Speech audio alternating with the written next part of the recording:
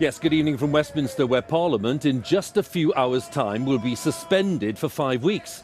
This last day of the session has been eventful even by the standards of recent months, and the demonstrators, of course, are still here tonight.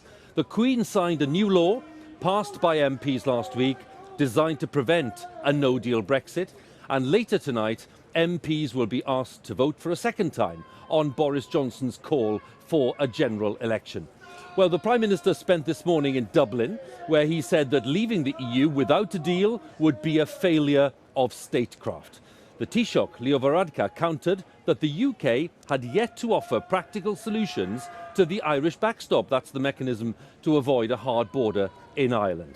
And in a further twist this afternoon, the Speaker of the House of Commons, John Bercow, a key figure in the parliamentary Brexit process, announced that he'd be standing down at the end of next month. So let's join our political editor, Laura Kuenssberg, who's in the Houses of Parliament tonight. Hugh, it's less than a week since MPs came back to Parliament after the summer break. And in that time, we've seen a whole Brexit box set with a very improbable plot. There have been defeats for the new Prime Minister, possibly another one tonight, resignations from the government, and some Tory MPs even being kicked out from their party. An extraordinary period where everything's almost been running like a helter-skelter, going at 1,000 miles an hour. But this morning, the Prime Minister started with a more traditional appearance with the Irish leader. My report, beginning there, does have some flash photography. That's some guest book. Michel Barnier has been here last year. Boris Johnson's turn to put his name on the Irish Taoiseach's visitor list. Donald Trump. Goodness. He might be more at ease with the small talk than his predecessor, but the problem is much the same. What to do about the Irish border if there's no Brexit deal? Although this week, the Prime Minister sounded a lot more committed to trying than in recent days. I want to get a deal. Like you, I've looked carefully at no deal. I've assessed its consequences both for our country and yours. And yes, of course, we could do it. The UK could certainly get through it. But be in no doubt, that outcome would be a failure of statecraft for which we would all be responsible. Awkwardly, the Irish leader made it plain he's seen no new solution from the UK yet to the backstop, the controversial insurance guarantee against bringing back a hard border that Theresa May agreed, but Parliament hated. What we cannot do and will not do, and I know you understand this, is agree to the replacement of a legal guarantee with a promise. We are open to alternatives, but they must be realistic ones, legally binding and workable, and we haven't received such proposals to date. No sudden breakthrough in Dublin today, or at home, where Parliament's passed a law to try to make it impossible for the Prime Minister to take us out of the EU without a deal, which Boris Johnson wants as an option. Order. There's no more of a symbol of Parliament's right to resist Downing Street than the Speaker, John Bercow, I would like to make a personal statement. who in this long-running drama had a scene of his own. My tenure as Speaker and MP will end when this Parliament ends. In classic fashion, Mr Bercow, who's infuriated the government and was at the centre of serious bullying allegations which he denies, will go, but only after this latest round of Brexit controversy is done. We degrade this Parliament at our peril.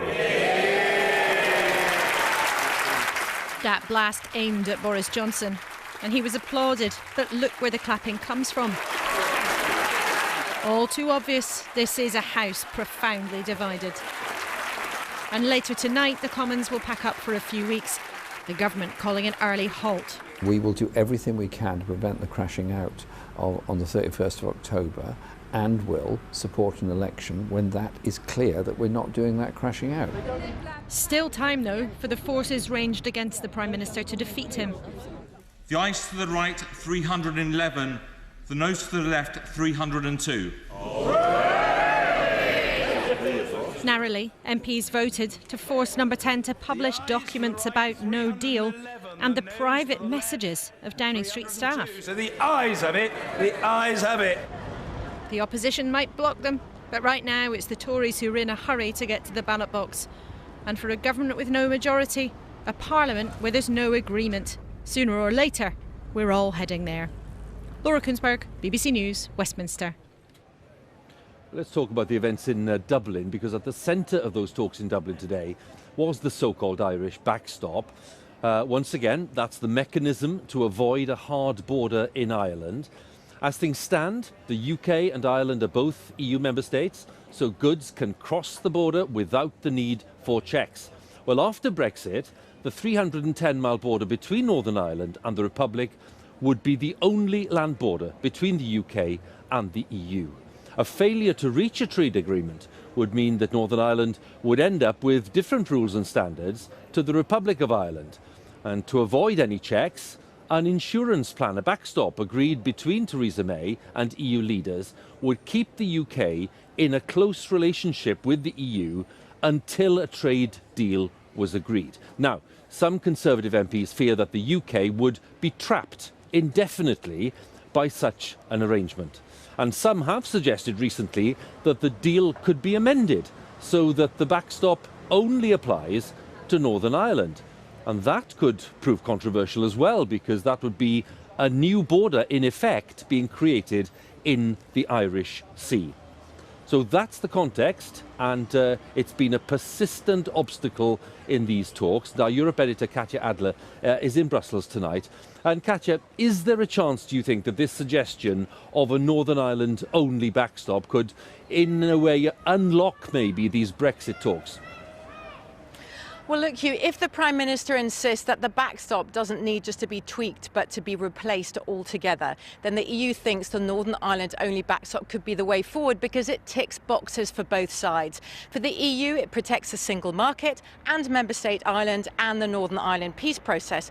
It allows Great Britain to make whatever trade deals it wants after Brexit. It allows Northern Ireland to benefit economically from the EU and the UK while maintaining the same political relations with the rest of the UK.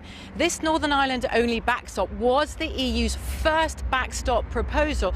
So, Hugh, if the Prime Minister were to go for it, the EU could get it ready in plenty of time for that crucial EU leaders summit in mid-October, allowing Boris Johnson to say, job done, renegotiated, I told you so. But it is not all sunshine and light. The Northern Ireland only backstop could potentially open up a whole can of worms. It does separate Northern Ireland from the rest of the UK in regulatory terms. Theresa May said no Prime Minister could sign up to it, so could Boris Johnson. And even if he can, what about the rest of MPs? There will definitely be at least some unionist opposition. And what about Scotland if Northern Ireland gets a special deal with the EU after Brexit? Won't Scotland push for that as well? It is far from straightforward, and EU leaders can see that. And that's why behind the scenes they say they are open to another Brexit extension if they're asked for one, whatever France said this weekend. Katya, once again, many thanks. Katya Adler, our Europe editor, with the latest there in Brussels. Well, as Laura was telling us earlier, the Speaker of the House of Commons, John Bercow, the person who manages debates and discipline in the chamber, has confirmed that he will stand down by the end of October and won't stand as an MP at the next election. In an emotional speech, he warned against undermining Parliament, and he reminded MPs that they were representatives and not delegates. His time in the chair has at times been highly controversial, as our deputy political editor John Pienaar now tells us. The referee who became a player, loving every minute, as much as many Conservatives hated him for siding with the Commons against a no-deal Brexit. March on our way. Today he told them he'd planned his own exit in his own time, on Brexit Day. Not much warmth on the Tory side, but it was his moment, as he thanked colleagues, friends. And above all, my wife Sally and our 3 children, Oliver, Freddie and Jemima. John Bercow's supporters saw him as defender of the Commons, champion of MPs, though he sometimes put them in their place. I don't require any comment or signalling from the Honourable Gentleman. I'm giving a ruling. The Honourable Gentleman will listen to it, and he can like it or lump it. Be quiet. If you can't be quiet, get out. You're adding nothing, you're subtracting a lot. It's rude, it's stupid, it's pompous, and it needs to stop. Hosting world leaders goes with the job. The Chinese leader was welcome, but not Donald Trump. I would not wish to issue an invitation to President Trump. Controversy dogged his footsteps. A report suggested he'd failed to tackle bullying of staff at Westminster. He had to deny bullying his own staff, and one minister claimed he'd called her stupid and challenged him. When an opposition member found that you had called me a stupid woman, you did not apologise in this chamber. Once he was a devout Tory. We are in so many ways. But in high office as Speaker, falling out with Tory Prime Ministers became a habit. Quite a career from fiery young Conservative. If that means shifting many state services and industries to the private sector, so be it. Lots of people are annoyed at this decision. What would you reply to that? To man in the news for defying a Tory government. And I wish you a good day. And he'll likely make another headline or two before he's done. John Pienaar, BBC News, Westminster. Well, we'll be talking to our political editor Laura Koonsberg in just a moment, but let's have a quick look at some of the key dates ahead over the coming months. Parliament will be suspended or prorogued formally for 5 weeks at the end of business in Westminster tonight. MPs will return for the Queen's speech, in which the government lays out its key plans on Monday the 14th of October, and an EU summit will be held on Thursday the 17th of October, during which the Prime Minister hopes to be able, he says, to agree a new Brexit deal with European leaders. And if they reach an agreement that's then passed here by the UK Parliament, then the UK will leave the EU on the 31st of October. If not, well, the law now states that the Prime Minister will need to go to the EU and request another extension. And that is something that Boris Johnson has said he will not do. So with that in mind, let's join Laura again inside the Houses of Parliament. Laura, what is your view on whether the Prime Minister can deliver Brexit on the 31st of October?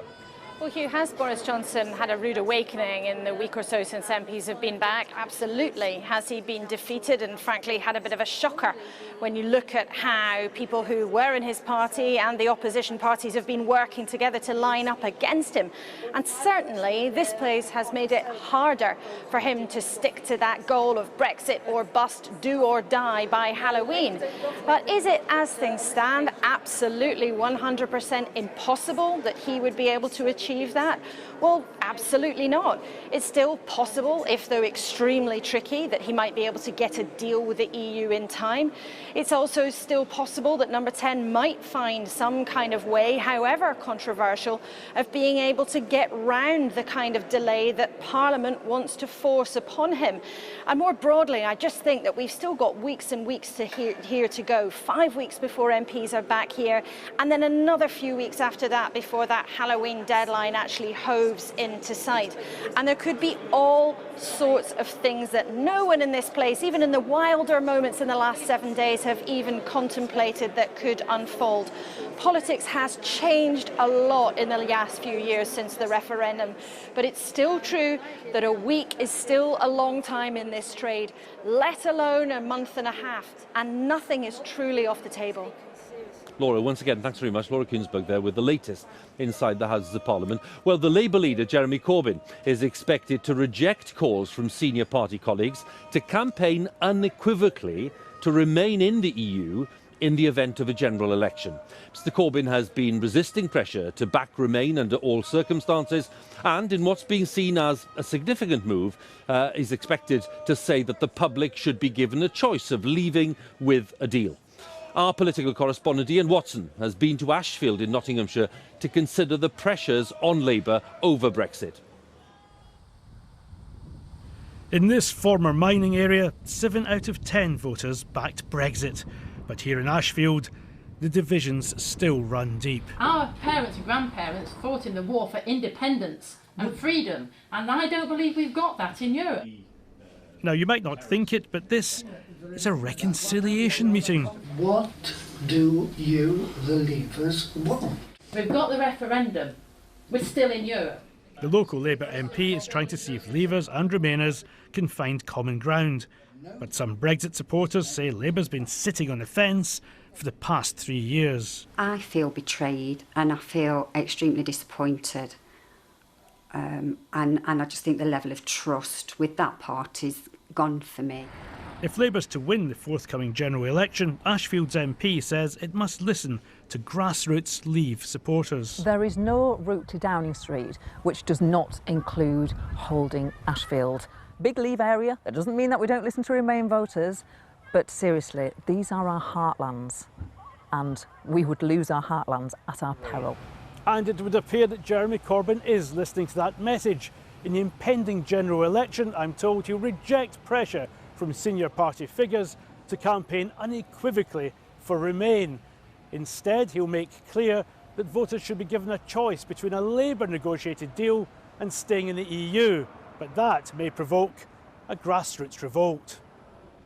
These left-wing activists usually support Jeremy Corbyn, but at their local EU-funded gallery in Nottingham, they say Labour must display a clear Remain stance at the next election. We need to have a clear Brexit position that is unequivocally Remain, but doesn't ignore what people were saying in 2016. We need to be the party of Remain, but also be the party of anti-austerity. And, you know, we have to make the case that this is what the future of 21st century Britain looks like.